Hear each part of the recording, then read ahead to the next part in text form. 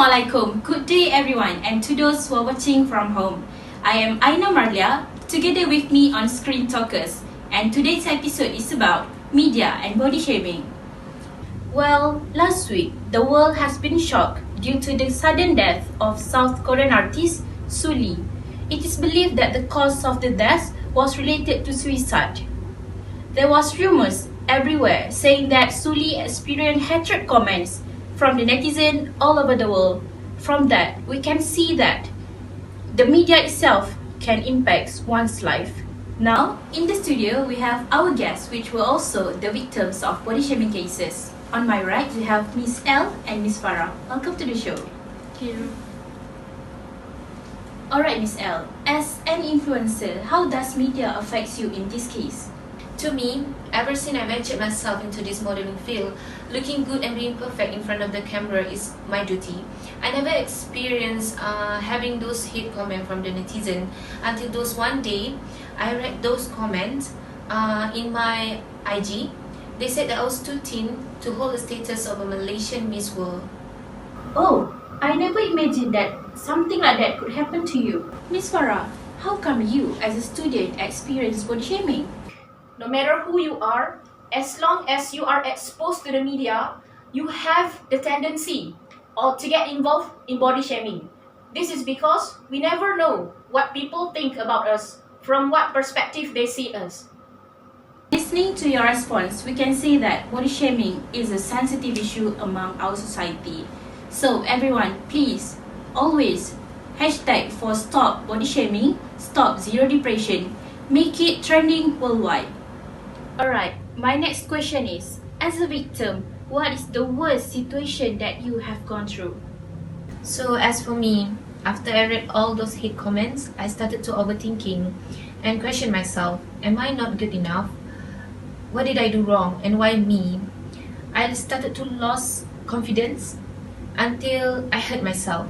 So by looking at those scars, I feel so satisfied rather than read all those hate comments.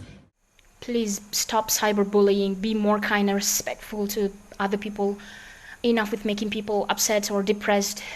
If you want people to learn, then In my case, it happened when my parents pointed out the changes in my behavior.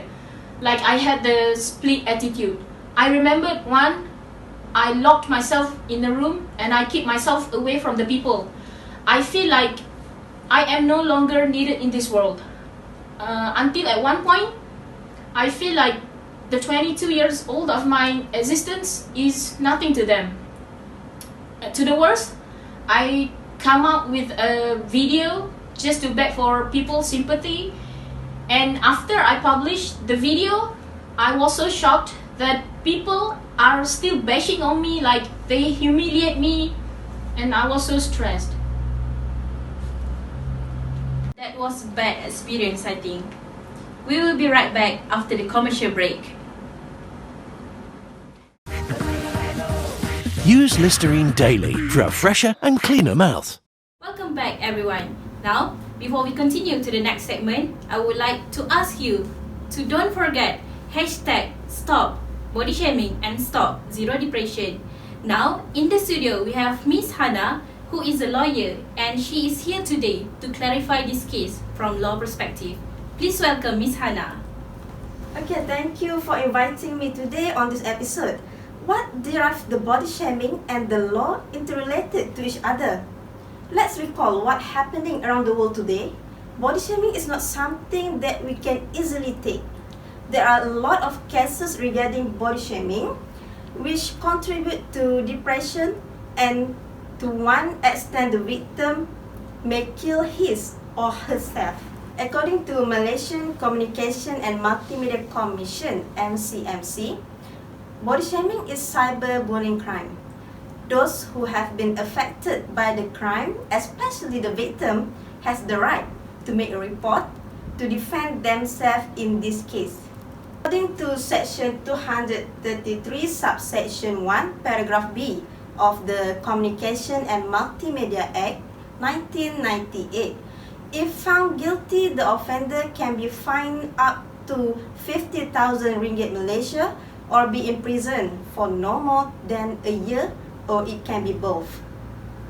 Regarding the rumors about the implementation of Suli law, what say you about this case? Well, I think that is a good move because when we have this kind of act, it somehow will trigger the netizen to become more careful before commenting and saying bad thing towards a particular person. Thank you, Miss Hannah. Guys, don't forget to join the campaign and please keep hashtag Stop Body Shaming and Stop Zero Depression. We will be right back after the commercial break.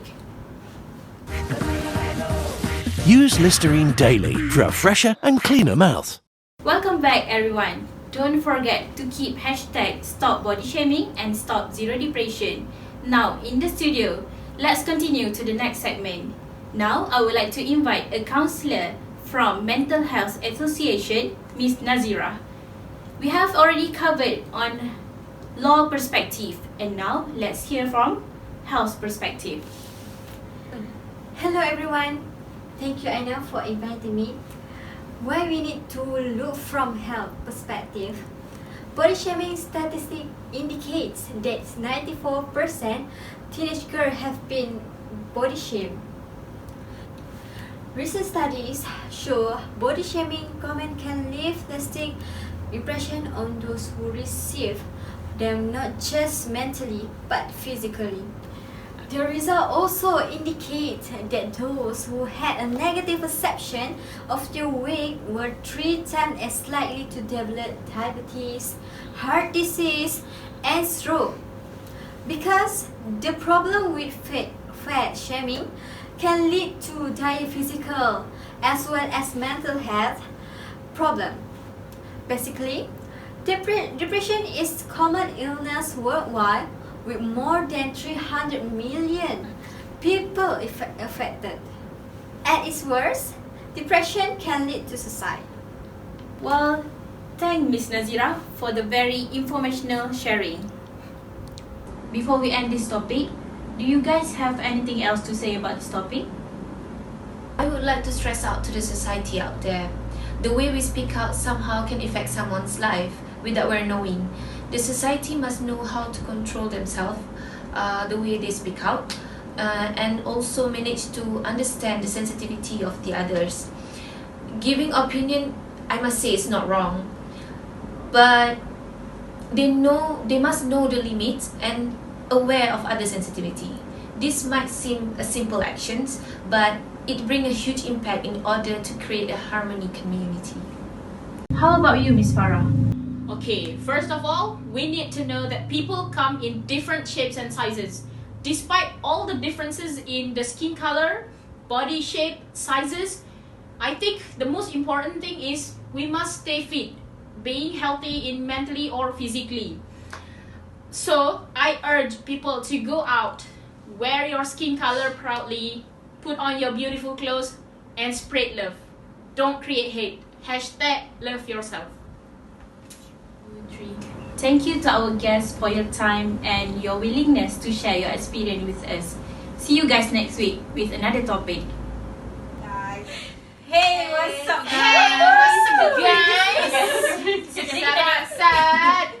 Wait, stay tuned. There is no next episode. We will be discussing about how Media functions. we are going to discuss the functions of the media throughout the video to the society. Stay tuned. To the society. Now let us hear the first functions of media. Okay, my friend here will be explaining a little bit on the first function. Okay, let's start with You first. me. Okay, media act as the observer or the watchers. So throughout the our video, as you can see that we come out with a program that discuss the current trends that happens in the society. For example, like discussing on the very hot topic that give effect to the society in mentally and physically. Next function of media is translator and interpretation. Based on the video where I've mentioned about the law of the body shaming in Malaysia, based on MCMC. Right, guys? Yes. What is MCMC? Malaysian Communication and Multimedia Commission. MCMC. Yes. Okay, let's continue. Let's continue with the next function of media. which is connection and linkage. Third function of media is connection and linkage, which is it's actually a relationship between people. It creates a community where they put awareness or they share the same thoughts and opinions. I see. The other function of media and society is that socialization agent. And from our video, you can see that we showed how the community life is shared based on the campaign that we published, that we what do we call it? We spread. And another, well, as you can see that from a single hashtag, we can persuade people to join our campaign and Make it trending. and the awareness can be spreaded easily. So, and the last function?